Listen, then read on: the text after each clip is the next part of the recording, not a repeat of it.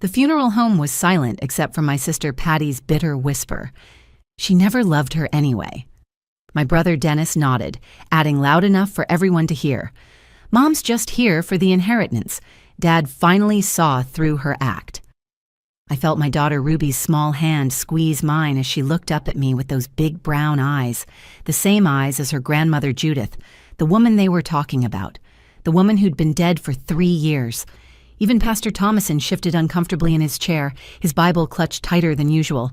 The funeral director, Mr. Holbrook, actually stopped arranging flowers to stare at my siblings in disbelief. Here we were, at our father Gordon Crane's funeral, and instead of mourning him, my brother and sister were attacking the memory of our mother, who wasn't even alive to defend herself. "Can you believe Dad left everything to her and that kid?" Patty continued, not even trying to lower her voice anymore. She gestured at me and Ruby with her manicured nails, her black designer dress pristine and expensive, everything about her screaming money and success. 42 years of marriage, and Mom was playing him the whole time. Thank God he finally saw it before he died. Ruby's hand trembled in mine. This beautiful, brave 8-year-old who'd lost her grandfather just 3 days ago was listening to her aunt tear apart the memory of the grandmother she'd never really gotten to meet. Judith had died when Ruby was only 5, but Gordon had kept her alive through stories, through pictures, through the recipes he'd learned by watching her in the bakery all those years. "Mommy," Ruby whispered, but I squeezed her hand gently, trying to signal her to wait. I wanted to scream at my siblings, wanted to remind them where we were, who we were supposed to be honoring, but I also knew that grief makes people cruel sometimes, especially when money gets involved. Dennis pulled out his phone, probably checking the estimated value of Dad's house again on some real estate app. $300,000 at least, he muttered to Patty. "Split 3 ways, that's enough to finally get out of debt. But no, the manipulator gets it all." That's when Ruby stood up. She reached into the pocket of her little black dress, the one we'd bought together at Target because that's what teachers' salaries afford, and pulled out a sealed envelope. The handwriting on the front was shaky but clear. The truth in our father's distinctive script. "Grandpa Gordon told me to read this today," she announced, her voice carrying across the room with surprising strength. The entire funeral home fell silent. 63 people, all friends and family who'd come to say goodbye to Gordon Crane, retired postal worker and devoted husband, turned to stare at my 8-year-old daughter. Uncle Walter, Dad's older brother, leaned forward in his wheelchair. The cousins from Denver stopped whispering. Even Mrs. Chen, from Dad's postal route, who'd driven 2 hours to be here, put down her tissue to watch. Ruby walked toward the casket with determination, her little Mary Janes clicking against the funeral home's polished floor. She climbed onto the small platform that Mr. Holbrook had placed there for people to pay their final respects and turned to face everyone. The overhead lights caught the tears on her cheeks, but her voice didn't waver. "My grandpa asked me to read this if anyone said mean things about Grandma Judith," she said, looking directly at Patty and Dennis. Patty's face went white. "This is ridiculous," she hissed. "She's 8 years old. Melinda, control your daughter. This is a funeral, not a school play." But Ruby was already opening the envelope, her small fingers careful with the paper inside. She unfolded it slowly, and I could see Dad's handwriting covering both sides of the page. Whatever was in that letter, he'd had a lot to say. "Wait." Dennis stood up, his face flushed with anger. "You're not seriously going to let a child interrupt our father's funeral with some made-up letter? Melinda probably wrote it herself, another manipulation tactic learned from Mom." Pastor Thomason cleared his throat. "Perhaps we should hear what Gordon wanted to say," he suggested gently. "If he gave this child a message, it must have been important to him." Ruby looked at me one more time, and I nodded. Whatever was in that letter, Dad had trusted her with it. And if there was one thing I knew about my father, it was that he never did anything without purpose. "Go ahead, sweetheart," I said. What happened next made my sister collapse to her knees, sobbing in a way I hadn't seen since we were children, and changed everything I thought I knew about my parents' marriage. 3 days before the funeral, I was grading papers at my kitchen table when the call came. Dad was gone. A heart attack in his sleep, peaceful and quick. I'd been expecting it someday. Gordon Crane was 65 with a lifetime of bacon breakfasts and stubborn refusal to see doctors. But nothing prepares you for that final phone call. Mrs. Crane? The voice on the other end was gentle, professional. This is Dr. Morrison at Riverside General. I'm calling about your father, Gordon Crane. The red pen fell from my hand, rolling across the stack of third-grade spelling tests. Ruby was in the living room, practicing her multiplication tables out loud, and I could hear her sweet voice saying, 7 times 8 is 56, as my world shifted forever. After I hung up, I sat there for a moment staring at those spelling tests. One of my students had written love as love, and I'd been about to correct it. Such a small thing, but suddenly it seemed important that this child understood how to spell love properly. Mom would have said the same thing. Words matter, Melinda, she used to tell me when I'd help at her bakery. Whether you're writing a recipe or a love letter, precision shows you care. Ruby had been especially close to her grandfather. Every Sunday after church, while I helped at the community center, she'd spend hours at Dad's house playing checkers and listening to his stories about Mom. The tradition had started when Ruby was 5, just after Mom passed, and Dad needed something to live for. Tell me about Grandma Judith's apple turnovers again, she'd beg, and Dad would describe Mom's bakery with such detail you could almost smell the cinnamon. He'd tell her how Mom woke up at 4 a.m. every morning for 25 years to make fresh bread, how she knew every customer's name and their favorite pastry, how she'd give day-old cookies to kids who couldn't afford fresh ones. Your grandmother had flour in her hair more often than not, he'd say, smiling at the memory. I'd come home from my postal route and find her covered in powdered sugar, looking like an angel. And she was, Ruby. She was my angel. Mom had passed 3 years earlier from cancer, a brutal 6-month battle that took her from us piece by piece. She'd run Judith's Sweet Corner, a beloved local bakery, for 25 years. When she died, Dad kept her apron hanging in the kitchen, her reading glasses on the nightstand, her coffee mug in the same spot. The house became a shrine to their life together. Your mother's still here with us, he'd tell Ruby, tapping his chest. Right here, always.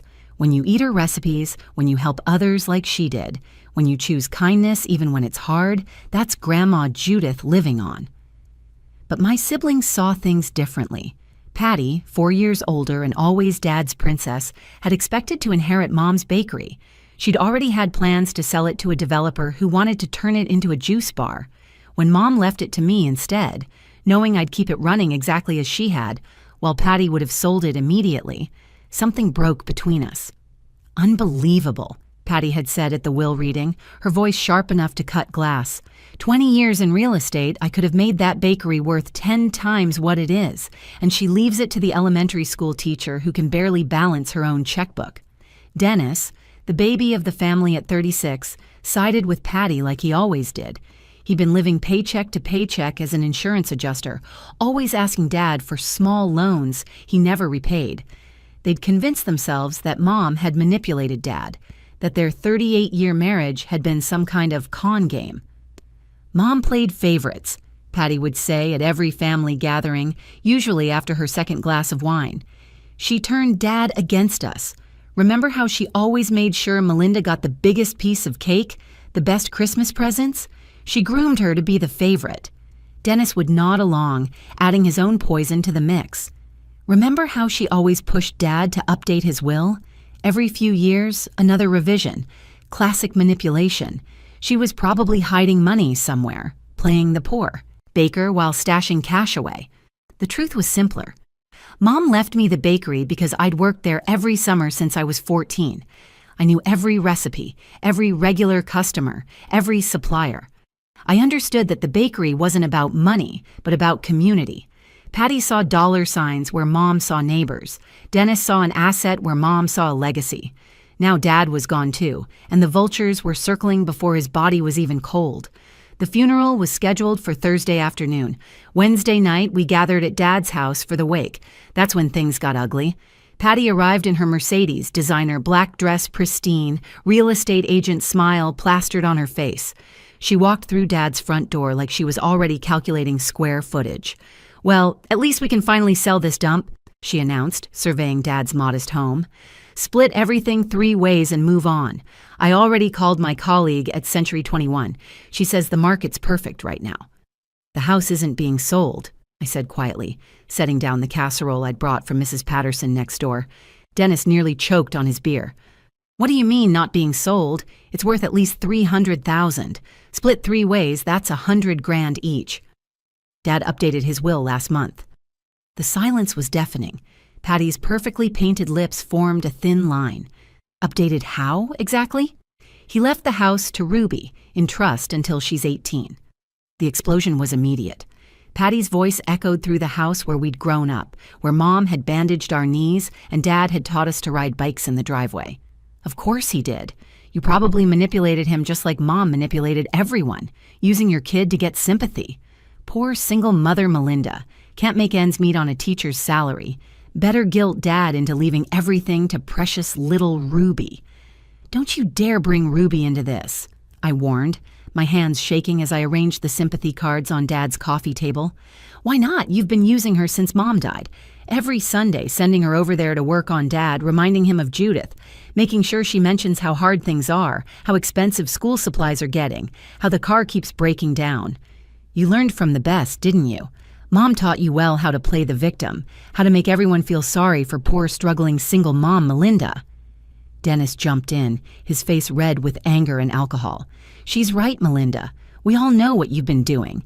Ruby just happens to need new shoes every time she visits Dad. Just happens to mention the field trip you can't afford. You've been coaching that kid since she could talk." "That's not true, and you know it," I said, but my voice was drowned out by their accusations. "Please," Patty scoffed. "The bakery wasn't enough for you? Now you need the house, too. What's next? Dad's pension? His life insurance? How much did you and Mom plan to take? From this family?" Uncle Walter tried to intervene from his wheelchair by the fireplace. "Now, Patty, that's enough. Your father knew what he was doing. He was sharp as a tack until the end." "Did he?" Dennis jumped in, pointing his beer bottle at Walter. "Or was he just a lonely old man being worked over by his granddaughter? Melinda probably coached her on exactly what to say. Tell Grandpa you miss Grandma. Tell Grandpa you want to be a baker like her. Tell Grandpa you're the only one who understands." That's when I noticed Ruby standing in the doorway. I hadn't heard her come downstairs. She was wearing her pajamas, the ones with little cupcakes on them that Dad had bought her last Christmas, and her face was pale. "Mommy doesn't coach me," she said simply, her voice cutting through the ugly accusations. "Grandpa Gordon loved telling me stories. He said Grandma Judith was the best person he ever knew. He said she saved him." Patty laughed bitterly, the sound harsh and cruel. "Saved him? She trapped him. Pregnant at 24, of course he had to marry her. She played the long game perfectly. Trapped him with a baby, kept him under her thumb for 40 years, and taught Melinda here how to do the same thing with the next generation."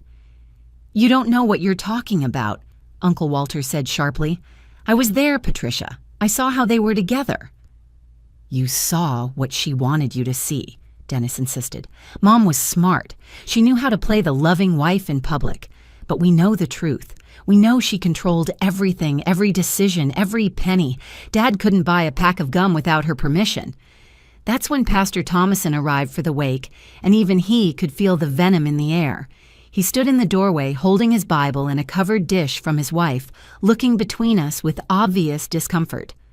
"I seem to have come at a difficult time," he said carefully. "Perfect timing, actually," Patty said, turning to him. "Pastor, you knew our parents. Did my father seem like himself these last few months, or did he seem influenced, maybe confused?" The pastor's face showed his dismay at being pulled into this battle. "Your father seemed at peace. He spoke often of joining your mother."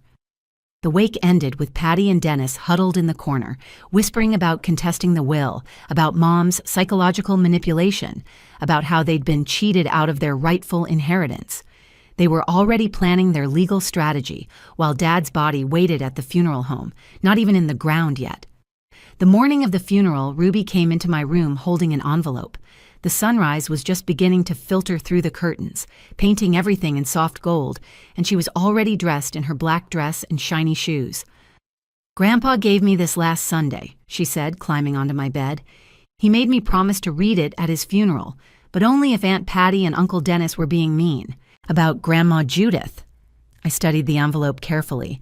Gordon's shaky handwriting spelled out "the truth" on the front, and it was sealed with actual wax, something I hadn't seen Dad do since he'd worked at the post office. He must have used his old letter seal, the one Mom had given him for their 10th anniversary. "Honey, what exactly did Grandpa tell you?" I asked, running my fingers through her dark hair. "He said sometimes people forget how to see love when they're too busy looking for money. He said this letter would help them remember. He made me practice reading it out loud 3 times so I wouldn't stumble on any words."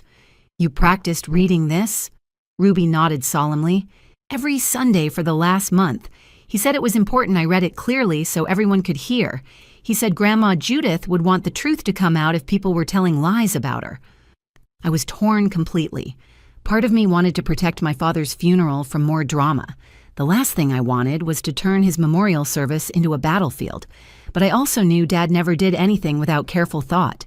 If he gave Ruby this letter, if he made her practice reading it, if he sealed it with wax like an official document, then he had his reasons. "What else did he say, sweetheart?" Ruby pulled her knees up to her chest, remembering. "He said that love isn't always loud.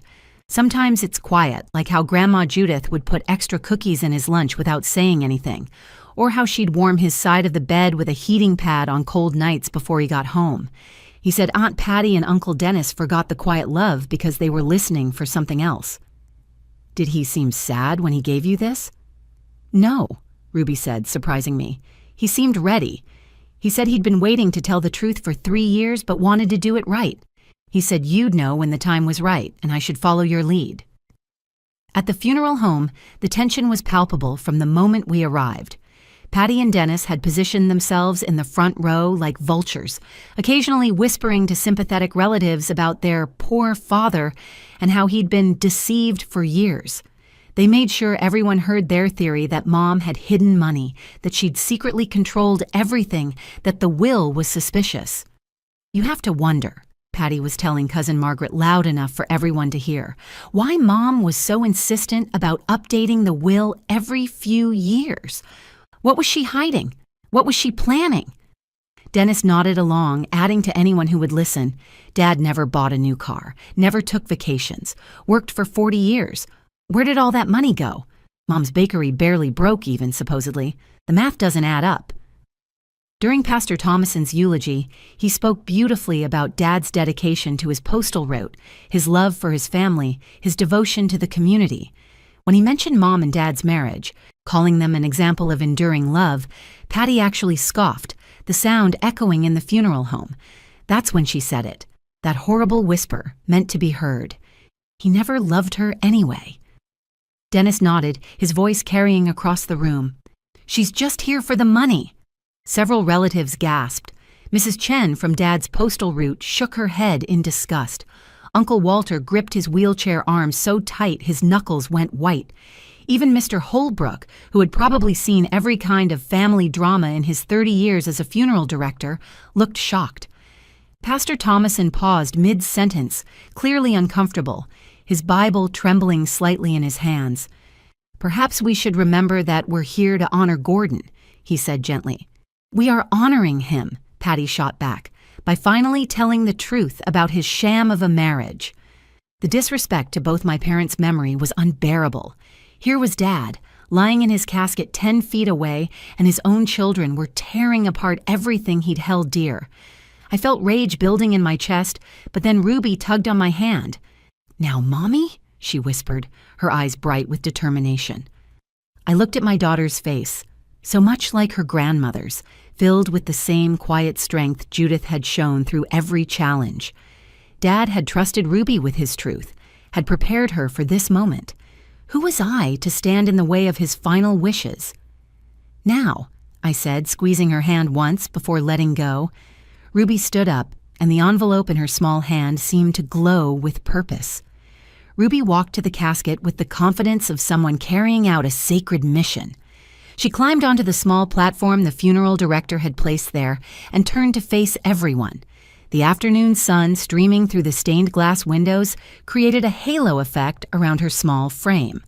My grandpa Gordon asked me to read this if anyone said mean things about Grandma Judith, she announced, her voice clear and strong. She opened the envelope carefully and began to read. My dear family, if Ruby is reading this, then I'm gone, and some of you have forgotten the truth. So let me remind you. Patty and Dennis, you believe your mother trapped me, manipulated me, never loved me. You want to know the truth? Here it is. I was the one who was saved. When I met Judith, I was a drunk.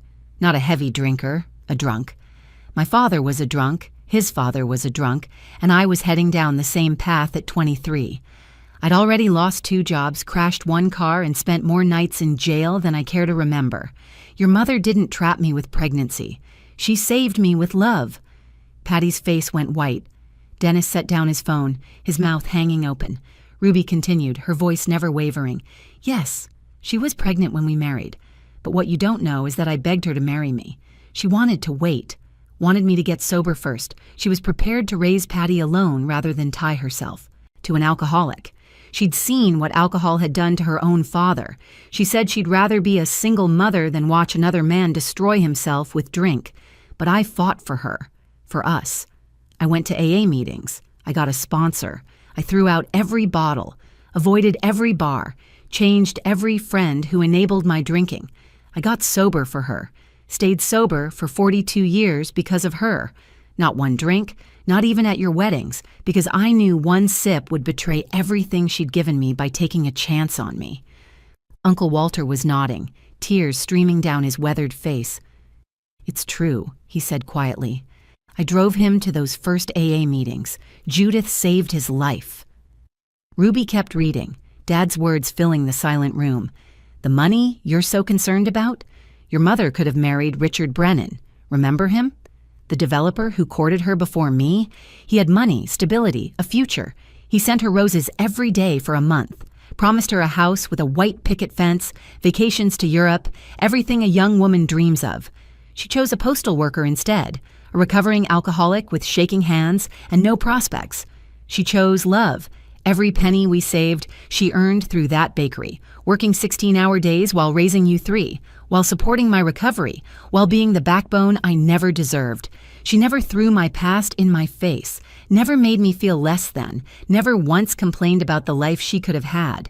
When friends asked why she chose me, she'd say, "You don't know Gordon like I do. You don't see the man he's becoming." Patty had started crying, mascara running in black rivers down her cheeks. Ruby's voice grew stronger. When she was dying, when the cancer had spread everywhere and the morphine could barely touch the pain, she held my hand and said, "Gordon, you were worth it. Every hard day was worth it. You became the man I always knew you could be." Those were her words while cancer ate her alive. Not about money or property or things, about me, about us, about the life we built from ashes.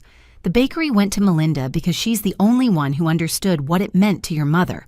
Not money, but community, connection, love baked into every pastry. She watched her mother give away hundreds of loaves to families who couldn't pay. She understood that profit was never the point. The house goes to Ruby because she's the only one who still sees your mother's spirit in these walls instead of dollar signs. Dennis had slumped forward, his head in his hands. The entire funeral home was silent except for quiet sobbing from multiple relatives. Ruby turned the page and continued, "Patty, you forgot the woman who stayed up all night when you had scarlet fever at age 7, singing lullabies until her voice gave out, sponging your fever every 20 minutes. The doctors said she saved your life by refusing to let that fever spike. Dennis, you forgot the mother who worked 3 jobs to pay. For your college, when my postal salary couldn't cover it. She'd bake all night, work the bakery all day, then clean offices in the evening. She hid it from you because she didn't want you to feel guilty about getting an education. You both forgot the woman who loved you more than life itself because you're blinded by greed I never knew existed in my children. Your mother didn't manipulate me. She saved my soul." The silence was deafening. Ruby carefully folded the letter and walked back to me, her small hand finding mine again. I watched my sister's face crumble, 42 years of misplaced anger dissolving into recognition. She didn't collapse from shame about the inheritance. She collapsed from the weight of realizing she'd spent 3 years despising the mother who'd given everything for her. Dennis stood frozen, tears streaming down his face, his shoulders shaking with silent sobs. Uncle Walter was openly weeping, and even Pastor Thomason had to pause to compose himself before continuing the service. Mrs. Chen clutched her purse, dabbing at her eyes with a handkerchief. The entire funeral home had just witnessed the truth about Gordon and Judith Crane's love story, and it was nothing like the bitter narrative my siblings had created. After the burial, as people slowly dispersed, Patty found me by Mom's grave. Dad had been laid to rest beside her, of course, their headstones matching just like they'd planned 30 years ago. The fresh earth over Dad's grave was covered with flowers, but someone had placed new roses on Mom's stone too, pink ones, her favorite. "The scarlet fever," Patty whispered, kneeling down despite her expensive dress. "I'd forgotten completely. She stayed up for 3 days straight. The doctor said she saved my life by catching the symptoms early. She sang, 'You Are My Sunshine' over and over until her voice was completely gone, but she kept humming it anyway. She loved you, Patty. She loved all of us." "I know," she said, touching Mom's headstone with trembling fingers. "I think I always knew. When she left me out of the bakery, I felt so rejected. I turned that hurt into hate because it was easier than admitting I'd never understood what really mattered to her. The bakery was never about money. It was about feeding people, nurturing them, being part of their lives." Dennis joined us, holding a photo from his wallet that looked worn from years of handling. It was Mom at his college graduation, her face glowing with pride despite the exhaustion visible in her eyes. "She worked at the bakery, then cleaned offices at night, then did the farmer's market on weekends," he said quietly. "I told my friends she was just a baker. I was embarrassed by her flour-covered aprons and her broken English with the suppliers. God, what kind of son was I?" "You were young," I said gently. "We all were." "No." Dennis shook his head. "I was selfish. Even after college, when I got my insurance job, I never offered to help with the bakery, never offered to pay back what she'd spent on my education. I just assumed that's what parents did, never thinking about what it cost her." Ruby looked up at all of us, still holding the letter. "Grandpa said Grandma Judith wouldn't want you to be sad. He said she forgave everything before it even happened. That's what love does." Patty stood up, brushing dirt from her knees. "I need to tell you something, Melinda. Last year, I ran into Richard Brennan at a conference. He's a millionaire now, owns half the commercial real estate downtown. He asked about Mom, said she was the one who got away. He told me he'd proposed to her 3 times before she met Dad. 3 times. She turned down guaranteed wealth and security for a man struggling with addiction who might relapse any day." "And he never did relapse," Uncle Walter said, rolling his wheelchair closer. 42 years sober. He gave credit to Judith every single day, said she was his guardian angel." We stood there, 3 adult children finally understanding our mother's true inheritance, not money or property, but the example of unconditional love. Dad's letter hadn't just revealed the truth about their marriage. It had revealed the truth about who we'd chosen to become in our grief. The bakery still runs, now with Patty's help on weekends and Dennis managing the books for free. We renamed it Judith and Gordon's and hung their wedding photo by the register, the one where Mom has flour in her hair and Dad's looking at her like she hung the moon. Ruby helps me on Sundays, learning recipes that Mom never wrote down, but somehow Dad remembered perfectly and taught her before he died. She knows how to make the apple turnovers exactly right now, with just the hint of cardamom that made them special. Sometimes, love looks like sacrifice. Sometimes it looks like choosing someone not for what they have, but for who they are. And sometimes it takes an 8-year-old with an envelope to remind us that the greatest inheritance isn't measured in dollars, but in the memories of those who loved us despite our flaws. Dad was right. He's with her now. And somewhere, I know they're both smiling, finally understanding that love isn't about perfect families. It's about imperfect people choosing to love anyway, just like they did for 42 beautiful, difficult, worthwhile years. If this story touched your heart, please take a moment to like this video and share it with someone who needs to hear it. Leave a comment below about a moment when you witnessed true love in your own family. And don't forget to subscribe to our channel for more powerful real-life stories that remind us what really matters in this world.